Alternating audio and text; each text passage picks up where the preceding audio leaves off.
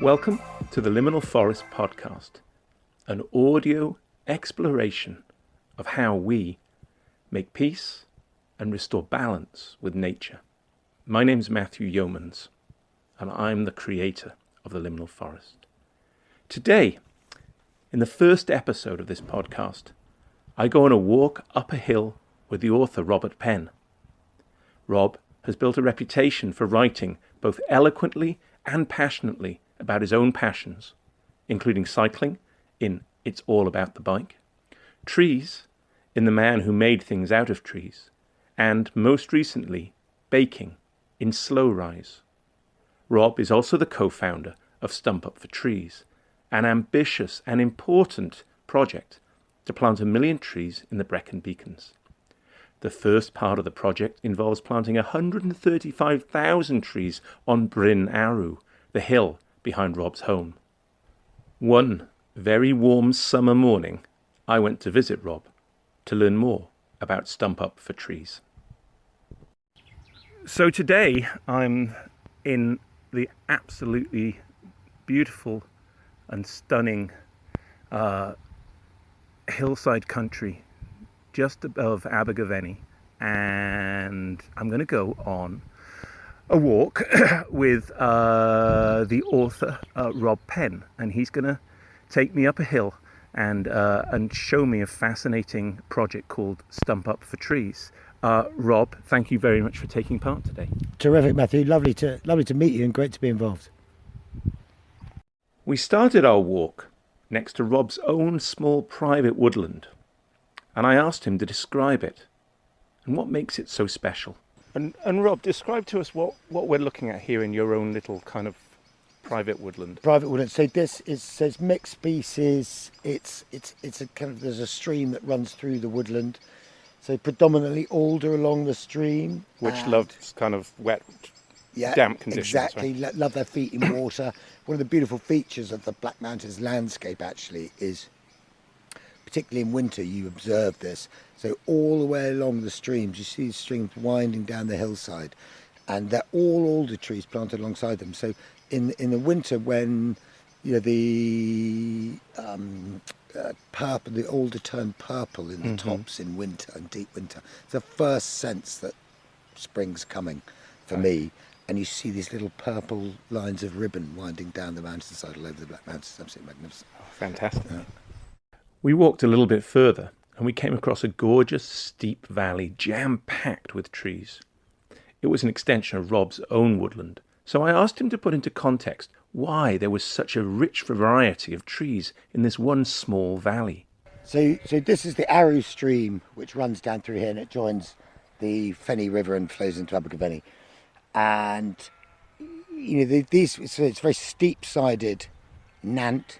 Yep. And it would have been wooded, for a very, very long time. And so that little bit of woodland there is mine. That's well established. Yeah. This is a new plantation. It was planted 12 years ago. Okay. You see the trees are already, off and away and doing great. And then that little bit of woodland there just runs round on the very, very steep kind of from a ledge there down to the stream, very steep-sided. That is a bit of semi-natural ancient woodland, and it's only a hunch of mine, but it has the kind of feel of a woodland that's never been cut down. Yeah. So, we know that trees covered most of these hills in the Mesolithic. Absolutely. And then, during the Neolithic, they were cut down for hunting purposes and whatever. But I think that's never been touched. So it's just too steep for some pre-mechanisation, too steep to fell the trees and turn it into agricultural land. And this is where you find, isn't it, in some of the kind of the Celtic rainforests and as you go through Wales, these very steep ravines, which still have, well, I imagine there may be, this maybe not here, but the sort of thing you'd have some sort of sessile oak there and different things, the ones that really grab to the sides of the ravines. Yes, that's right. And incredibly rich ground flora, which, including many indicator species of ancient woodland, but it's just got this magical feel. And it just in terms of biodiversity, I mean, we might walk in there later, but you just walk in, particularly on a spring morning or a summer morning, and you get a wall of bird sound. I mean, it's just extraordinary, and you get that sort of strange sense of numinous sense. I often think that's just rich biodiversity, that sense. How did you you have an obvious love of trees. How did you fall in love with it first? I think that I grew up in the Isle of Man, which is actually relatively has relatively poor treescape. Rather like Ireland and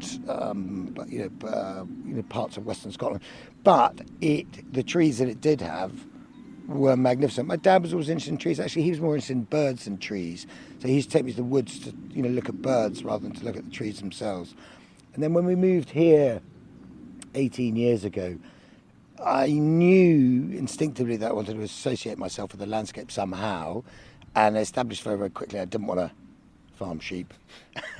So it's like, you look around. So how else can you attach yourself to the landscape? Well, I mean, what we're looking at here is just unbelievably beautiful, isn't it? We have this layer of woodlands in the valley, and above us we have the hills, and then Sugarloaf up there. That's Sugarloaf. Yeah, exactly.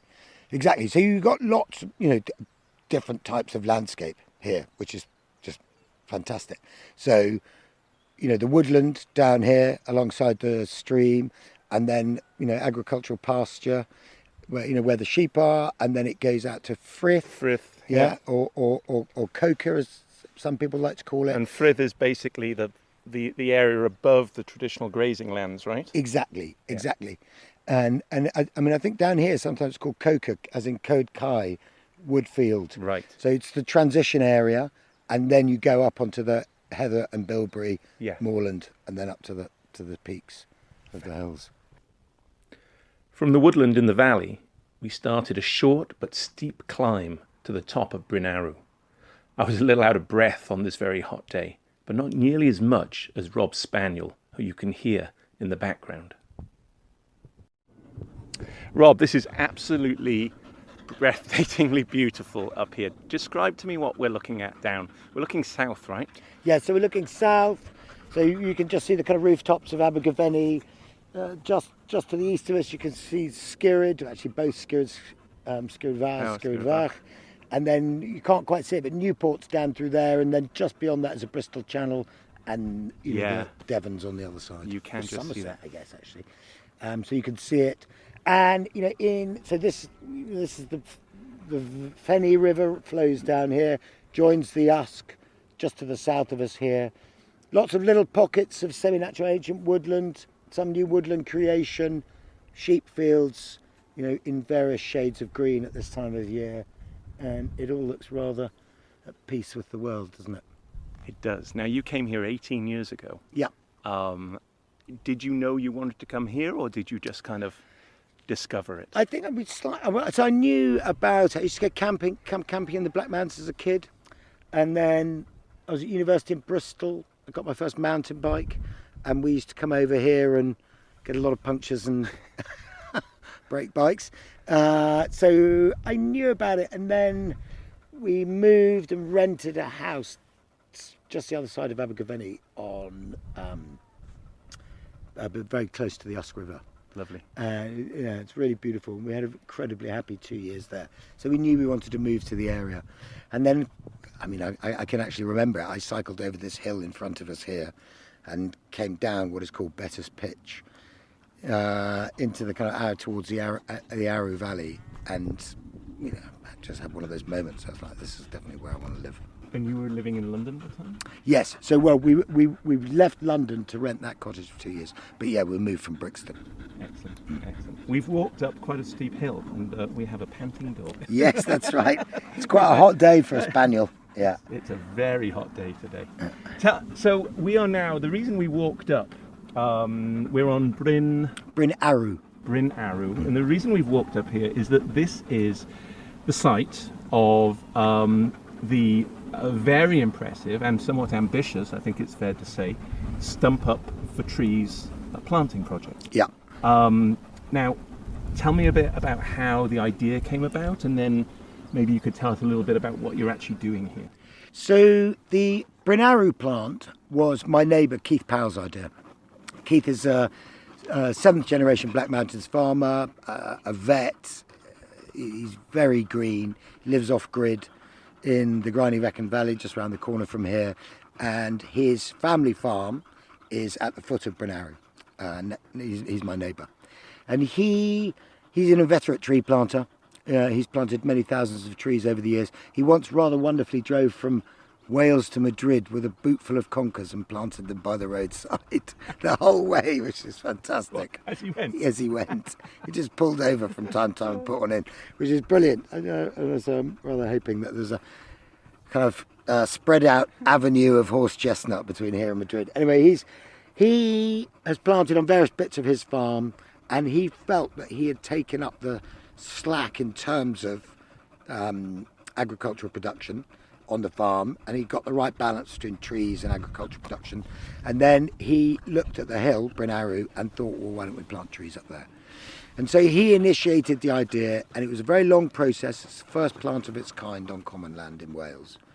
And so it had to go through all of the regulatory, exhaustive regulatory process, and had to get planning permission to erect a fence on common land, none of which was straightforward.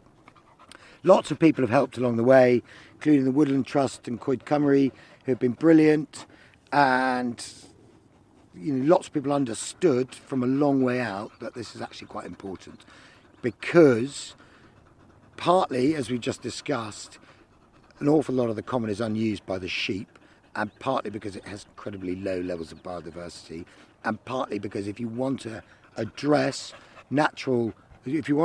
flooding, you want to do that where the raindrops fall up here on the hills. So planting trees is a good idea for many reasons. So lots of people helped, and the project came to fruition this winter, and we planted 135,000 trees. And it's, And not one species, right? No, so a mix of native species that you would expect to get up here. So everything that's native to it. And we use local seed provenance as much as one can these days through buying from nurseries. So it's sessile oak, rowan, hazel, hawthorn, bit of blackthorn, wild cherry, silver birch, downy birch. This is a druid's dream. It is a druid's dream, that's absolutely right. And we've not used plastic tree guards, so we planted with canes, so bamboo canes are in the ground. So there's a tree by every cane and a tree in between every cane, but we've not used plastic tree guards, which is incredibly important for a variety of reasons. It's a risk. We don't quite know what we're going to out of it, but Keith's overplanted by something like 30% in order to de-risk the not using plastic tree guards. So it's rabbits and voles that eat the trees, and that's why you put the plastic tree guard on. And so we thought we'd overplant in the expectation that rabbits and voles will take some of them. There are various other experiments here. There are some biodegradable tree guards made from sheep's wool. We've used some of those in an experiment down this side of the hill. We've planted with tripod canes. So you get 3 canes together, make them into a tripod, plant trees, maybe three or four trees between the tripod legs, and then when the bracken grows and falls on top of it, the concept is that the tripod will hold the bracken off from smothering the tree and killing it. So there's lots of experiments going on here, planted with different tree heights, so saplings at 60 centimetres, some at 120. Again, all of these things will be measured. We've done baseline flora, bird and Lepidoptera surveys, and we hope to carry those on to keep the information coming and to see what the woodland creation does to change the bird, Lepidoptera and flora species on the hill. And now some people may ask why. Why take this somewhat barren hill? Yeah. And why plant here? Does it connect to things? Is that important in some way? So I think there's it's a really good question, and it's one that we asked ourselves a lot, and in the end we concluded that in the national park we've got 14% tree cover, and nationally in Wales it's about 15%. The European average is about 36%. So we're way down on our tree cover, and we have been for a very, very long time. And we now understand that trees, and in terms of sequestering carbon, are an important tool in mitigating climate change. They are not the complete and final solution. They are part of the solution. And we think that we need to increase that tree cover in the United Kingdom, the whole of the United Kingdom, not just Wales. And that, the government has its own targets. So the Welsh Government's target is to create 2,000 hectares of new woodland every year. And in 2019, as this project on Bryn Arrow is coming to fruition, we stumbled across the statistic that the Welsh Government had created 80 new hectares of woodlands. That's 4% of its target that year. And I think this is a critical moment in our relationship with the planet and with climate change. And we've got to act now, and that's why we thought that if you take what is really unusable land for anything else.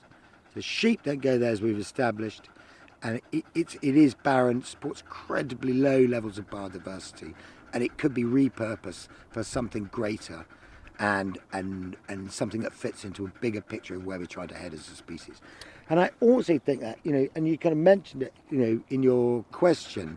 So what we have across the national park, as I've said, is 14% tree cover. The large majority of that is conifers, supports incredibly low biodiversity. And the semi-natural ancient woodland across the national park is profoundly fragmented. And actually what nature needs, what the wildlife needs is connectivity. It likes long strips or connected woodlands. So what we're doing here is we've designed the plant in a very particular way to link up with all of the bits of ancient woodland which are around the hill. Yeah, and making that connectivity is hugely important, which of course is part of the thinking behind the new National Forest of Wales idea. Now, I can't help but think as well, Rob, that this isn't just about biodiversity. I first learnt about Stump Up for Trees, not in a newspaper or anything. I learnt about it when I was on that train going from North Wales down back to Cardiff. Yes, brilliant. In the autumn. And on the side, in the bracken, in the very brown bracken in winter, had been carved out Stump Up for Trees. Yes. Would it be fair to say that this is about making a statement? Yeah, I think that's fair enough. I mean, the Stump Up for Trees, the idea of cutting Stump Up for Trees in the bracken, and the line of, the slightly misconstrued line of Welsh poetry, Daweso Dail Afrin, which means there will be leaves on the mountain again, was the idea of a local artist called McCabe, who's a landscape artist, and he's quite well known in Wales. He did wonderful landscape scale projects like Sultan the Pit Penny and Llanelli and the Millennium Park. Anyway, he lives in a house that looks at Bryn Arrow on a kind of hillside over there. And, we started the charity Stump Up for Trees pretty much as the first pandemic started. So all the publicity, ideas that we had and the events that we were supposed to go to, they were all scratched, gone. And so we thought, what are we going to do to get our name out there? And so Mick said, I've got it. Let's cut Stump Up for Trees and the line of Welsh poetry in 80-metre tall letters, 250-metre long phrases along the hillside. And everybody on the train, like you, and everybody driving up and down the A465, hopefully not crashing, will spot it. You'll start to get your name out. So we did, and it had a great effect. That's great. And recently you did some sort of partnership with the doctors and nurses at the Heath Hospital. Yes, so we had a lovely. So what we're trying to do at Stump Up for Trees is plant 1 million trees across the Brecon Beacons area, and slightly driven by the fact that this statistic which I just gave you, that the Welsh Government in 2019 planted 4% of its target. And we thought, right, we need to augment that. So what's holding that up? Is it bureaucracy? Is it the process? Is it lack of funding? And we thought we'd set up a very small charity to do something community up. So we're totally community-led, and we're farmer-facing to try and increase the woodland cover in our immediate area, the Brecon Beacons area. And our ambition, as I said, is to plant 1 million trees, and that could be anywhere between 400 and 1,000 hectares, depending on planting density. But that's what we're up to. And so, we came across this statistic about the Welsh Government only planted 4% of its target. In the same year, the Glasgow Woodland Creation Scheme, which is the Welsh Government Woodland Creation Scheme, which we think is a really well-designed scheme on paper, that it was oversubscribed 10 times. And as long as I've been interested in trees, the rigmarole has always been that there's no land for woodland creation. And here you had land being offered up for just that. And we thought, okay, so there's a misfit there. So what we need to do is we need to go away and raise the money from private means, and actually we'd like to do it in a blended way, so take some government money but also raise some money from private means and give that as grants to landowners to create woodlands. And that is exactly what we're doing. And one of the people who came to us very early on was Dr. Jack Parry-Jones, he's a consultant who runs the ICU unit at Cardiff University Hospital, and he came to us rather wonderfully and said, I'd like to create a COVID memorial hospital for all the patients who have been through our ICU unit over the course of the pandemic. So he's raising money to plant 1,600 trees, and we planted 1,200 this winter just gone on a farmer's site, and rather wonderfully the farmer completely got it, and he's decided to give public access to that woodland so people can go walk through it, which is fantastic. So Rob, we're walking up here at the moment, and I know this is part of the hillside where you've planted lots of trees, but all I can see at the moment is bracken. Tell me a bit about where it fits into, I guess, the big plan and the ecosystem. Well, bracken's a super plant. It's incredibly invasive. It's also incredibly strong. And bracken is basically the primary reason for not just rewilding or not allowing natural regeneration to take place here. You rewild on bracken, basically you get bracken. And so are they mortal enemies, trees and bracken? Well, so the old adage is trees hate bracken and bracken hates trees. So as soon as the tree is above the bracken, the one thing the bracken can't tolerate is shade. So as soon as the trees are above the bracken, they start to shade it out and it retreats. So then you get much more complex development of much more complex ground flora and various other ancillary advantages of tamping the bracken down. But left to its own devices, this entire hillside will be bracken. Yeah. It is incredibly strong plant. So what we have committed to do is really to kind of create an enhanced environment for natural regeneration to take place, and we're augmenting that by planting some trees. We're augmenting that or giving it the best chance possible by erecting a fence and excluding the livestock. And then thirdly, and perhaps most significantly, we are proposing to control the bracken for at least 5 years until the trees are above it in height. So what happens is in the autumn, so we think we after years of careful observation, we don't think the bracken outcompetes the trees over summer. It may slow down growth, but it doesn't actually kill them. But in autumn, when the bracken dies and it folds over downhill, inevitably, simply with gravity, it collapses on top of the very small saplings and smothers them. And it may not kill them in year 1, but the kind of build-up of the tilth on top of the trees in years 2 and 3 eventually does for them.